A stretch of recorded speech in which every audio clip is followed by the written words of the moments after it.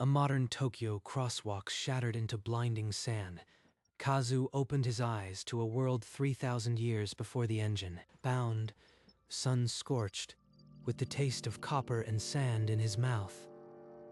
50 bewildered conscripts watched from the dust. You have 30 days to raise an army from sand, and these worthless conscripts.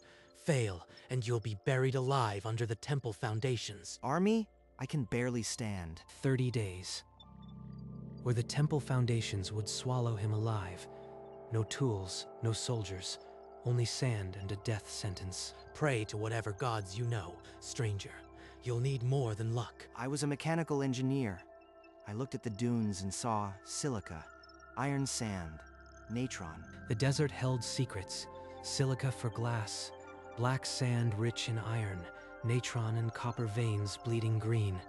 Not a wasteland, a raw material depot. Give me 3 weeks. Don't ask questions. Just give me 3 weeks. The impossible sentence had just become an engineering problem, and the countdown had already started. Kazu didn't waste a single heartbeat. He ordered the conscripts to dig out natron and haul black sand from the dunes. Natron and silica right here. Dig it up, all of it. He calcined sand with natron in a clay vessel, pulling a lump of crude green-tinged glass from the fire. Glass? You think the Hittites will drown in your broken pots, stranger? Kazu didn't answer. He turned to the conscripts and ordered the bloomery, built from river clay and charcoal. Pile the charcoal high. Pack the clay tight. This furnace must breathe fire hotter than any forge in this age. By sundown, the bloomery was sealed. Iron sand and charcoal nestled inside its belly, waiting. 29 days, stranger. The temple foundations will drink your blood. That's more than enough time. The bloomery glowed against the falling night, a single red heartbeat in the endless desert. The conscripts watched, trapped between hope and the overseer's whip. Dawn broke over the bloomery. Inside, a glowing sponge of iron and slag, the first metal smelted from desert sand. Break it out. Tongs, water, now. That's real iron. While the metal cooled, Kazu carved a clay mold for a piston, his fingers shaping the future. Steam pressure needs a tight seal. This cylinder must be perfect. They poured molten iron into the clay mold. Smoke hissed around the casting, the piston taking shape in fire. What is that thing for? You make no spearheads, no shields. It's a piston. Water turns to steam. Steam pushes this, and that force can crush a chariot. Steam, like from a boiling pot? This man is either a genius or mad. Akil strode in, his men grabbing half the iron blooms. Resources for the Pharaoh's army, he sneered. The sabotage had begun. He's not just mocking us. He's crippling the work on purpose. Kazu scavenged a captured chariot. Leather straps for seals, wood for the frame, and precious iron for boiler bolts. Strip the wood. Save every iron fitting. Those bolts will hold the boiler against pressure. Tarek worked silently, his muscle and growing faith anchoring Kazu's feverish design. Together, they assembled a massive iron boiler. The copper pipes from the chariot will carry steam to the piston. This boiler might actually hold. It looks like a beast from the underworld. Will it truly move under its own power? It will. And when it does, 100 chariots won't stop it. Then the sky darkened without warning. A wall of sand swallowed the sun, and the conscript screamed. A fraud! Your useless machine is buried by the gods themselves. Tarek lay bloodied by a falling beam. The ram was entombed in sand. The conscript's tiny flame of hope guttered. It's still there. Under the sand, every bolt, every pipe.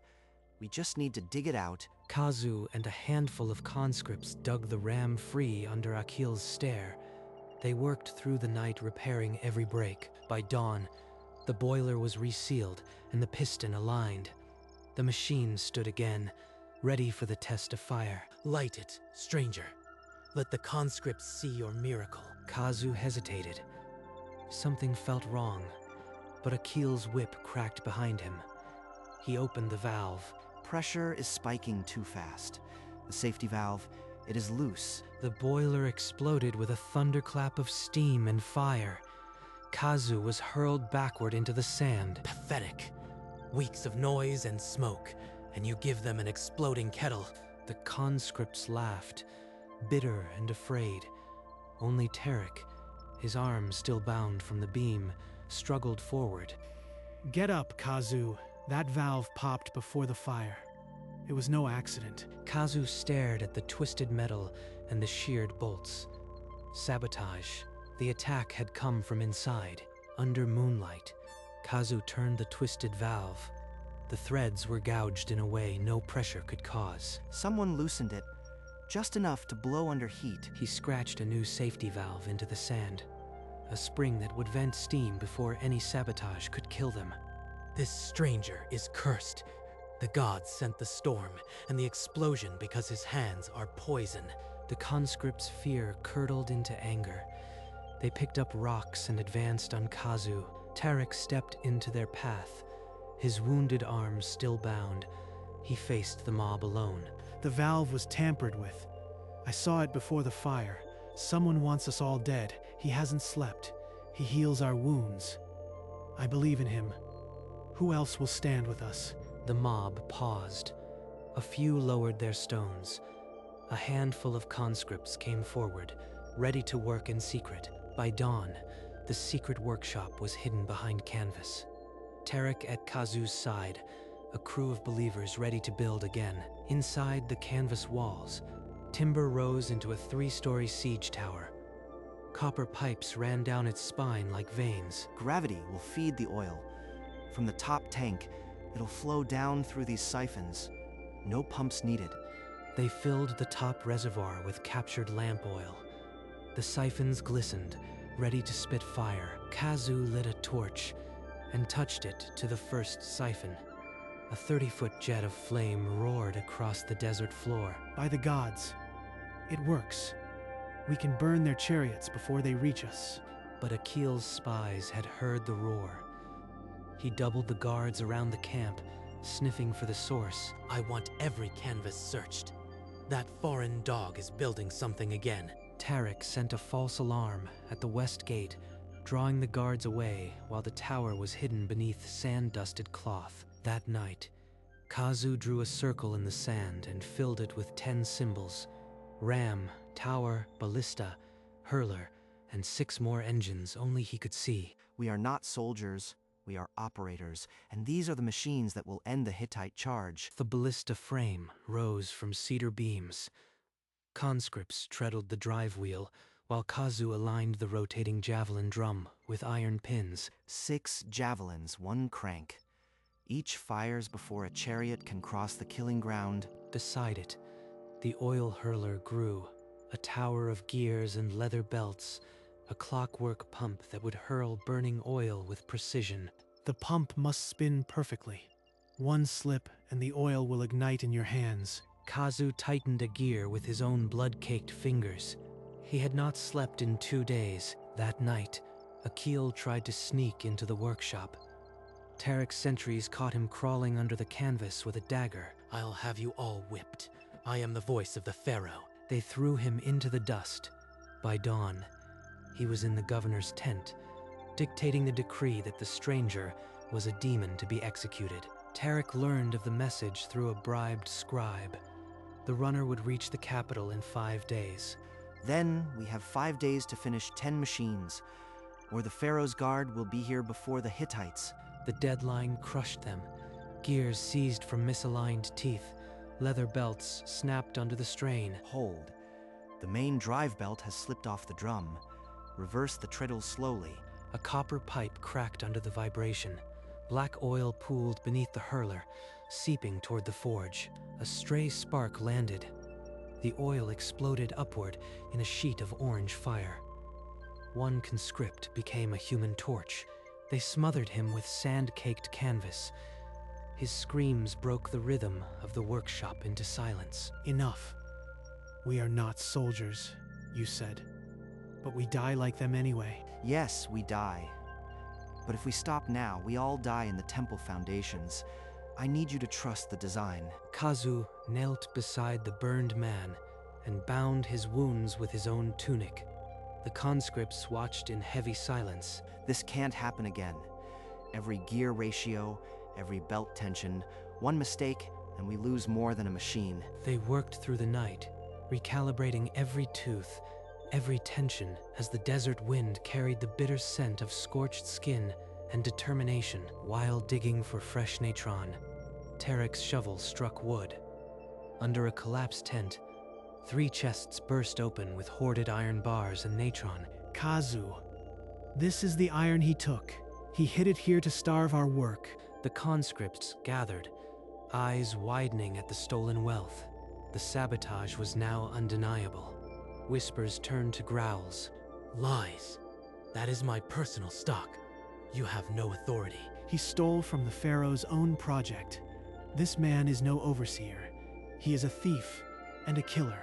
The conscripts' fear hardened into fury. They snatched up tools and advanced on Akil's tent. Wait, we need him alive. But I need you all with me now. With this iron, I can finish every machine. Akil fled into the desert, his power shattered. The conscripts, now united, worked with a fury Kazu had never seen.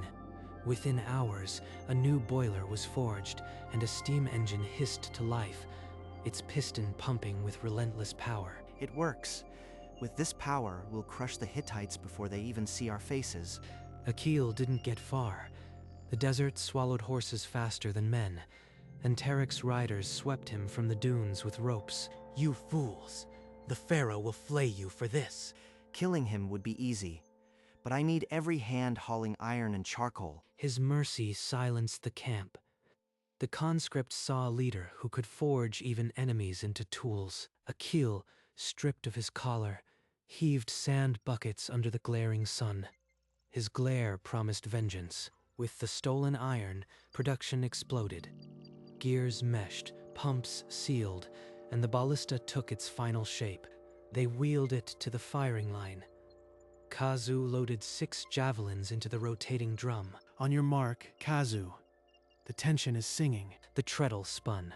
One by one, 6 javelins buried themselves deep in the target dune in perfect synchrony. 2 days. We have 2 days before the Hittites or the Pharaoh's executioners decide our fate. Kazu aligned the oil hurler's final gear. The clockwork pump clicked into a flawless rhythm, each tooth meshing without friction. This pressure release will vent excess oil back to the tank. No more explosions. The conscripts moved in shifts, hammering iron, grinding gears, their hands now as skilled as any machinist's. 3 more pumps, and the oil hurler is ready. Keep feeding the forge. By sunset, the oil hurler hurled a clay pot of oil 50 yards, smashing it with clockwork precision. 9 machines now stood tested under the stars. Ram, tower, ballista, hurler, and 5 more engines of Kazu's design. Only the tower's fire siphons remain. If the copper pipes warp, the whole machine is useless. We'll calibrate them at dawn, but if they crack under heat, we have no replacement. In the shadows, Akil watched, his eyes fixed on the siphon pipes, a silent calculation burning behind his glare. 36 hours, the Hittites will crest the ridge, or the Pharaoh's guards will end this. Either way, we fight. A lone Hittite scout crested the northern ridge at noon, outlined against a copper sky. The conscripts froze. They're early. Get to the machines now. In the panic, Akil slipped his ropes and vanished into the dunes under the cloak of dust. Akil is gone. He's heading for the Hittite lines. Tarek raced after him, but the overseer was already halfway up a ridge, sparking a signal blaze with flint and stolen oil. The flame tore through the dusk, a beacon no army could miss. Across the plain, a distant war horn answered. The Hittite chariots, which had waited for a signal, surged forward in a wave of bronze and storming horses. He told them about the tower. He told them where we are weak. Forget the siphons. Deploy every machine to the field now. We have hours, not days. The ground trembled under 10,000 hooves. Akil's fire burned on, and the night broke open with the roar of an advancing empire. The conscripts heaved the machines into a ragged line, their fear buried under weeks of forged purpose. Steam ram to the center, ballista on the left flank. Everyone else behind the tower. Within an hour, 10 iron beasts crouched in the dark, facing the coming storm. The siphons are untested, Kazu. If they crack, the tower is just a bonfire. If they crack, we die anyway, but if we don't try, we die for certain. Tarek gripped his shoulder, a farewell and a pledge in one touch. I followed you out of curiosity. Now I'll follow you into the underworld. Then let's make sure the underworld has to wait. Then the horizon cracked open. Hittite chariots spilled over the ridge, a sea of bronze and war cries. 30 days ago, I was a corpse. Today, I am a battlefield commander.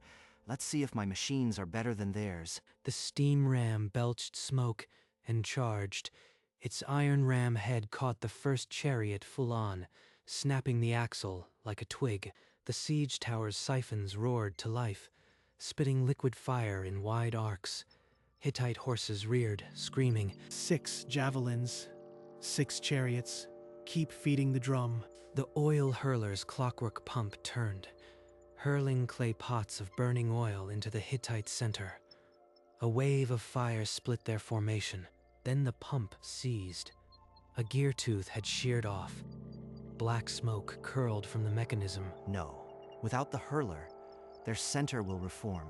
Tarek, take the ram. I am fixing the hurler myself. Kazu sprinted across the open sand, arrows hissing past, and slid behind the jammed machine. Just a stripped gear. I can swap it. With the roar of battle around him, Kazu began to work. The line held by breaths, not minutes. Kazu yanked a leather strap from his belt and wound it around the shaft, forcing the new gear into place. It wasn't perfect. It was enough. Hit the valve, now. The pump shuddered, then sucked oil from the reservoir. A heartbeat later, a fresh pot of fire arced into the Hittite center, igniting a chariot and scattering the horses. On the left flank, the ballista's treadle rope snapped. Tarek grabbed a spear from a fallen archer and threaded it in seconds. Clear. Keep firing. The Hittite line buckled. Chariots turned, drivers whipping their horses to flee. A wave of retreat swept the enemy ranks as the oil hurler sent another burning arc into their rear. On a distant dune, a lone figure rose from the sand.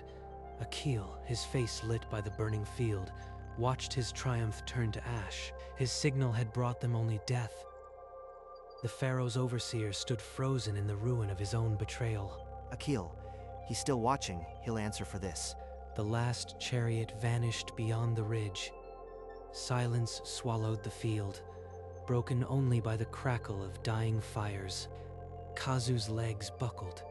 He slid down the oil hurler's frame and sat in the sand, trembling. The conscripts erupted, cheers and laughter, and the clang of hammers on iron as they beat the machines like war drums. You mad genius.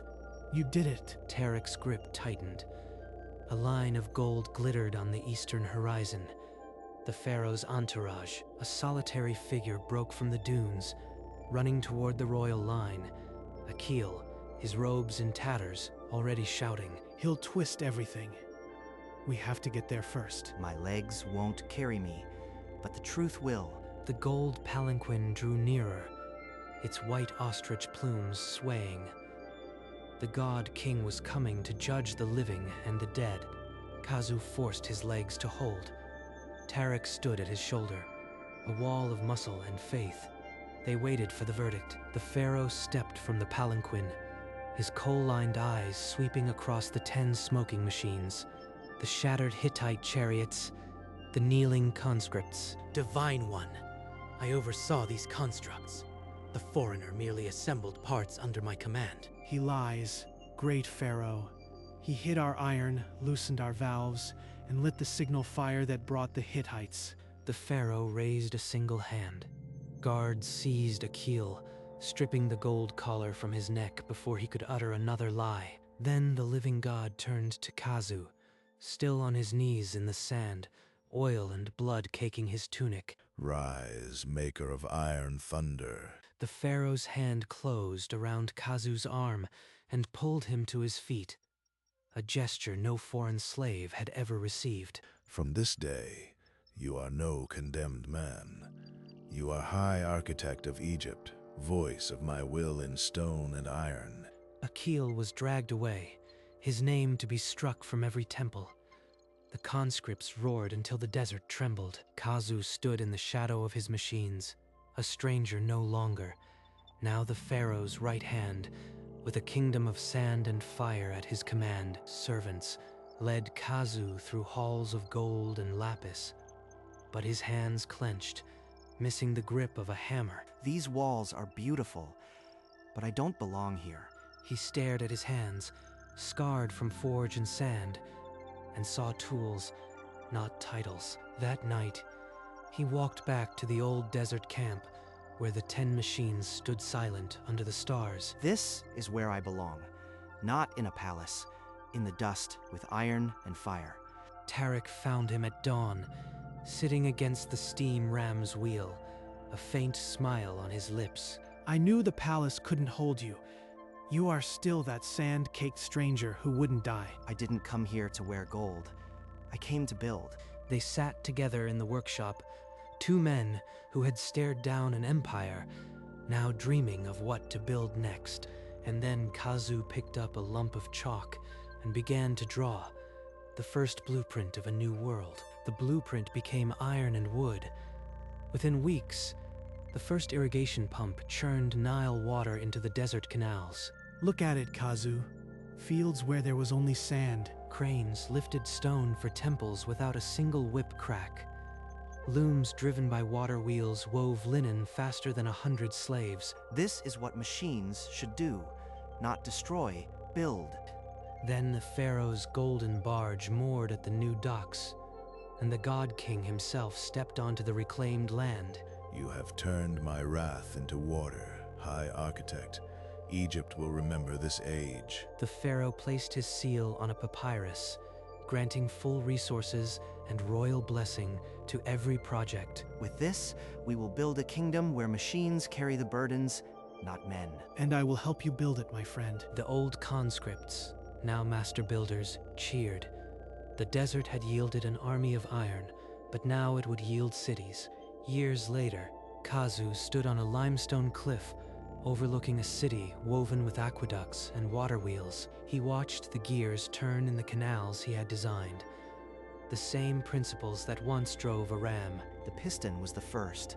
Everything started with a lump of iron in the sand. Tarek climbed the path, now a master builder, carrying a small cloth bundle. I found something in the old bloomery ash.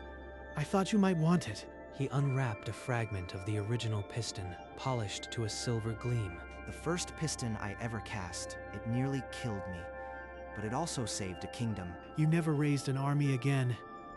You built better machines. Kazu closed his fingers around the metal, and for the first time, felt the weight of a purpose completed. The city hummed below, a living engine of his design, and the desert wind carried the smell of water and growing things. Kazu never raised an army again. He built better machines, aqueducts, pumps, looms that hummed with the rhythm of creation. In a simple workshop above the city, the original piston rested on a stone altar, a relic of sand and fire. Desert wind still blew through the open window, carrying fine sand over the iron. That piece of metal had been born in a bloomery under a death sentence. It had crushed a chariot and saved a kingdom. Now it meant something else. Proof that knowledge could turn a wasteland into a garden. The conscripts, now master engineers, taught their children to read the same blueprints Kazu drew in the sand. Generations later, the piston remained not as a weapon, but as a symbol. It had started with a man who looked at a desert and saw a raw material depot. He replaced an entire army with just 10 machines, and then he replaced war with creation. The desert wind still blows, but now it carries the sound of water wheels, the song of a new age.